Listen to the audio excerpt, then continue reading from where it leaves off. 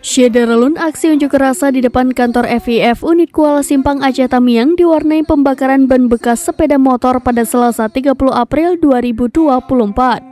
Aksi ini dilakukan Gerakan Aksi Masyarakat Aceh Tamiang menyikapi maraknya keresahan masyarakat atas kinerja perusahaan pembiayaan itu. Ban bekas ini dibakar di halaman kantor FIF setelah orasi massa sempat tidak disahuti oleh pihak FIF. Meski sempat marak berkobar, api tidak membahayakan karena langsung dipadamkan oleh polisi.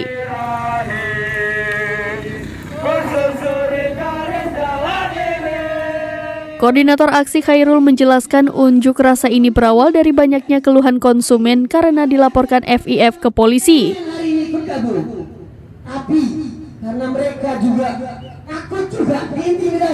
Para konsumen dituduh melakukan penggelapan atas barang yang dicicil melalui FIF. Langkah hukum ini dinilai massa tidak tepat karena tanpa didahului dengan peringatan.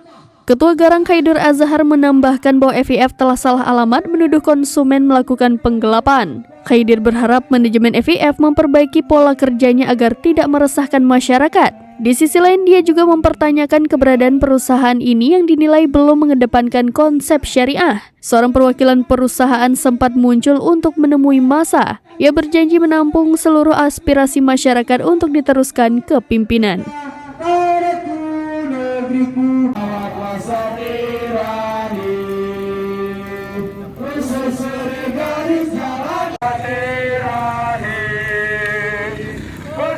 Dari Aceh Tamiang, Rahmat Wiguna, SerambiNews.com. Tribun X sekarang menghadirkan lokal menjadi Indonesia.